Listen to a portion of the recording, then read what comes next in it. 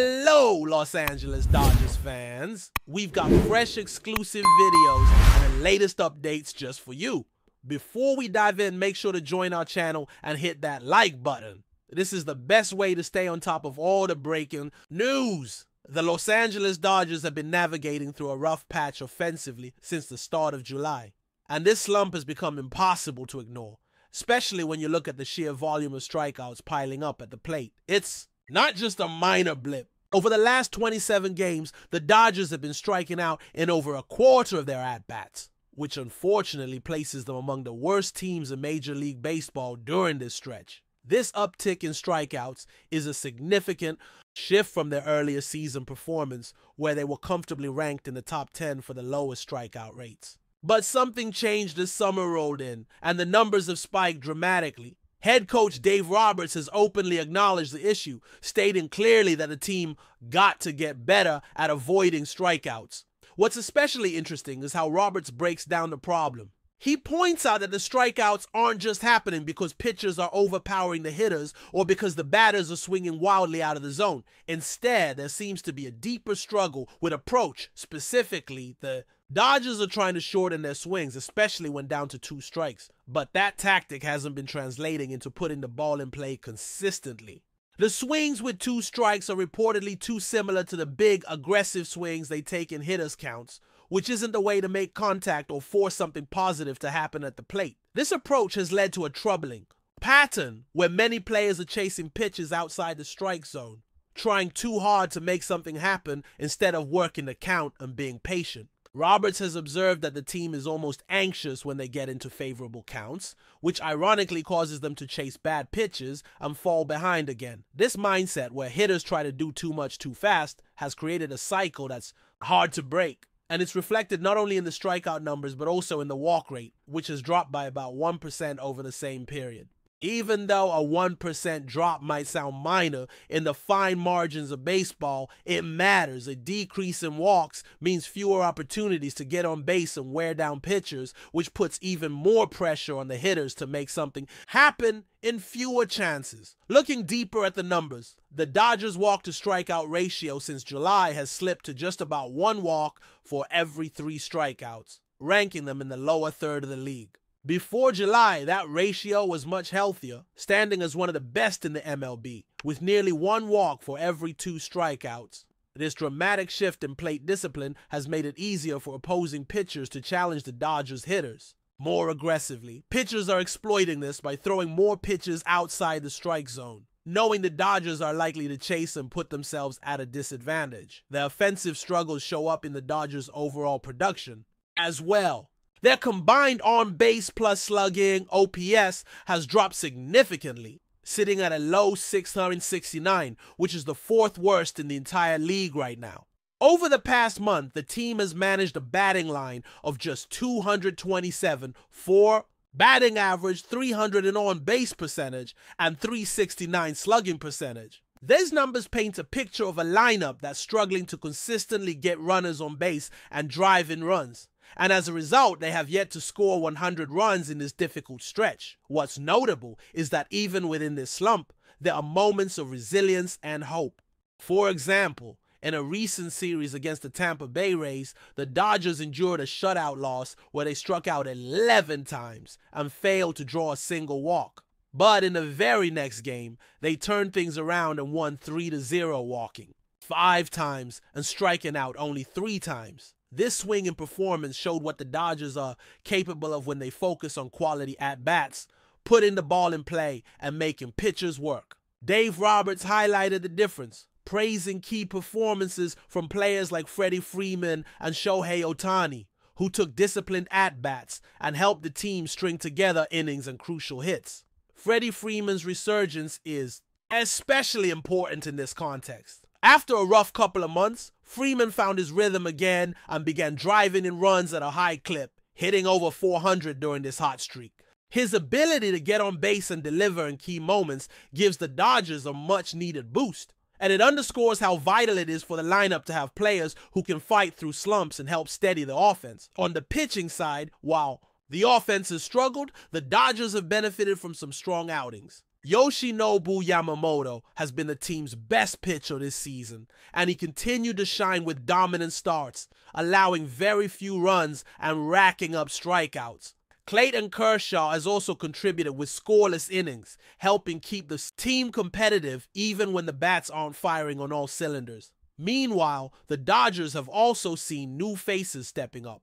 Infielder Alex Freeland was called up recently and made an impressive major league debut, getting on base multiple times and even recording hits from both sides of the plate in his first 2 games. Performances like Freeland's add excitement and depth to the roster, providing fresh energy and options for Roberts as the team looks to find its offensive groove. Amid all this, there remains uncertainty surrounding some of the Dodgers' key players, most notably All-Star Mookie Betts. Betts has been uncharacteristically quiet at the plate this season, posting an OPS well below his usual standards and struggling to find consistent hits. Despite efforts from Roberts and the coaching staff to work with him and adjust his approach, Betts continues to battle through this slump, going hitless in several recent games and struggling to regain the form that once made him one of the most feared hitters in baseball.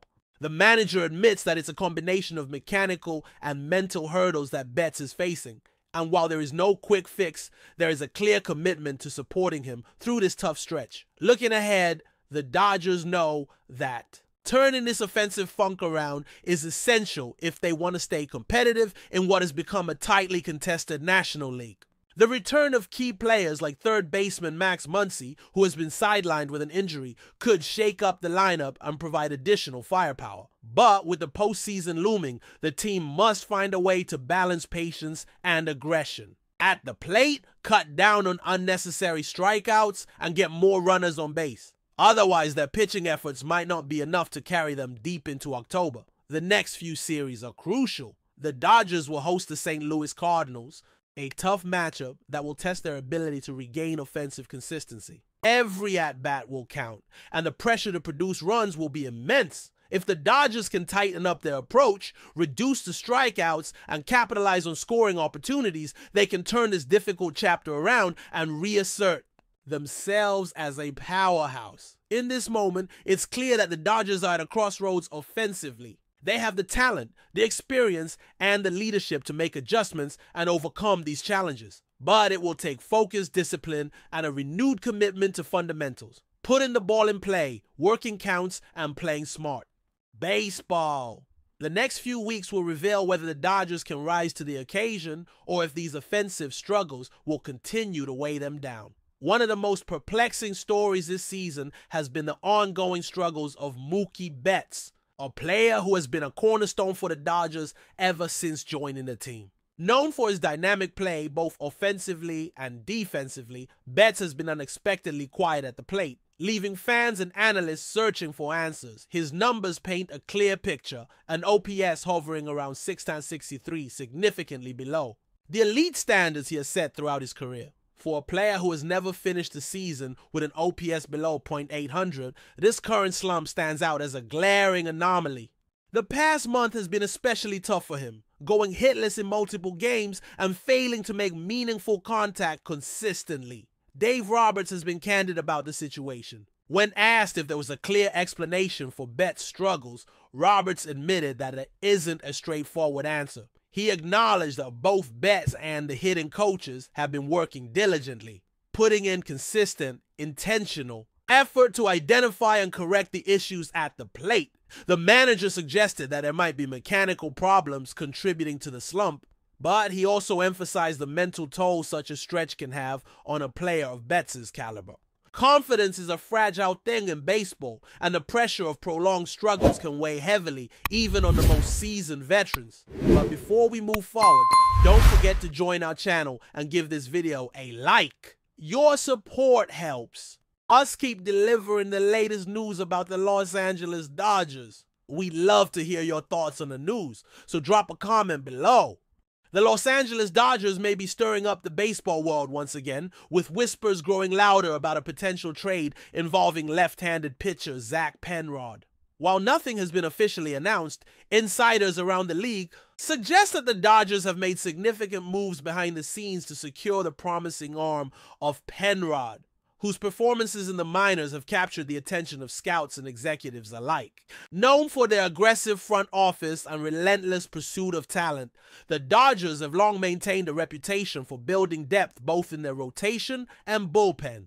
Now speculation is mounting that PENROD, a relatively under-the-radar pitcher with serious upside, could be the latest addition to a franchise always looking to reload. With the team facing questions about rotation depth and potential postseason fatigue, acquiring a left-handed option like PENROD could be a strategic coup. His ability to generate ground balls and throw with deception has turned heads in recent months. The possibility of such a move, although still under wraps, has already sparked debates among analysts about what this means for the Dodgers' long-term pitching plans and whether this is the first domino to fall before the postseason roster locks. Rumors about Zach PENROD's arrival in Los Angeles have sent a ripple through the baseball world, particularly among scouts who've tracked his development over the past 2 seasons. PENROD, a lanky southpaw with a whip-like delivery, has quietly built a reputation as one of the more intriguing left-handers in the minors. Some insiders believe the Dodgers have been monitoring him for months,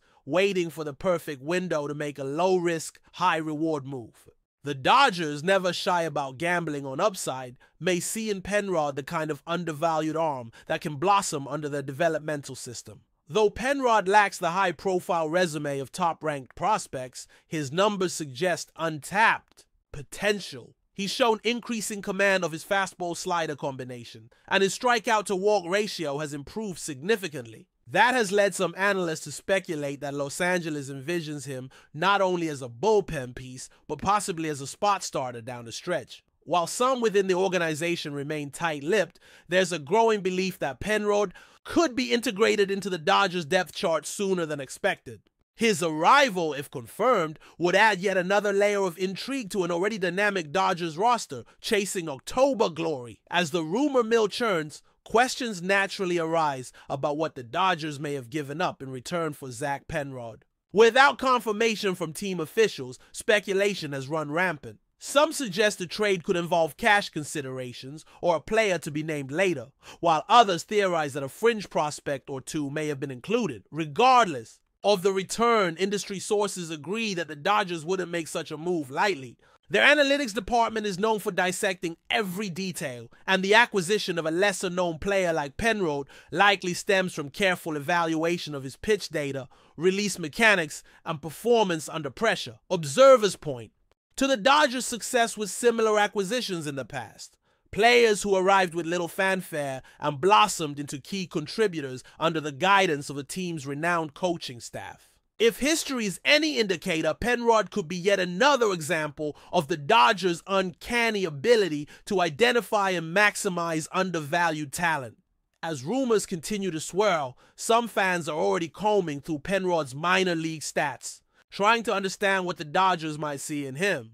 One thing is certain, the chatter around Chavez Ravine isn't dying down anytime soon. Zach PENROD's potential fit within the Dodgers' current pitching structure is now the hot topic of debate across sports talk shows and fan forums alike. Assuming the trade is finalized, observers are already speculating about whether he'll be slotted into the bullpen or given a chance to earn starts in September. The Dodgers' rotation has seen its share of injuries this season, and with October approaching, the need for fresh arms has never been greater. PENROD's left-handedness adds a layer of strategic flexibility, particularly in matchups against division rivals, and in playoff scenarios where every out is magnified. There's also talk that PENROD could serve in a hybrid role, similar to the way the Dodgers have used young arms in the past, easing them in with multi-inning stints before handing them a full-time starting role.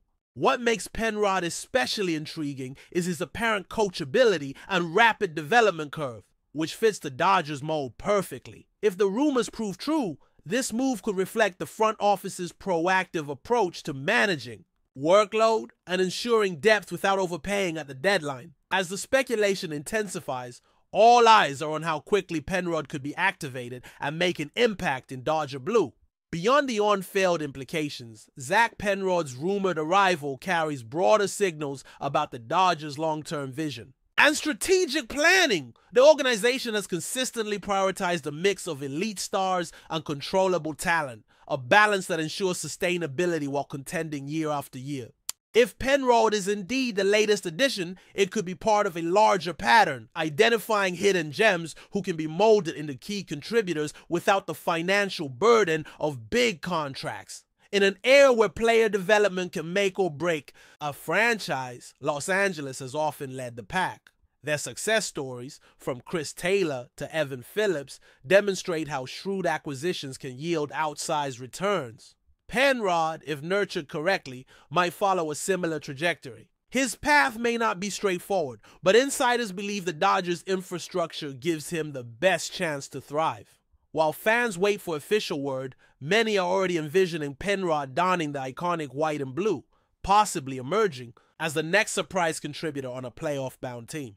Whether this is a minor depth move or something more impactful remains to be seen, but the buzz surrounding PENROD is growing louder. As always with the Dodgers, where there's smoke, there just might be fire. That's all for this update. If you enjoyed the video and want to stay up to date with exclusive news about the Los Angeles Dodgers, be sure to subscribe to our channel and hit that like button. We always appreciate your comments and feedback. See you in the next video.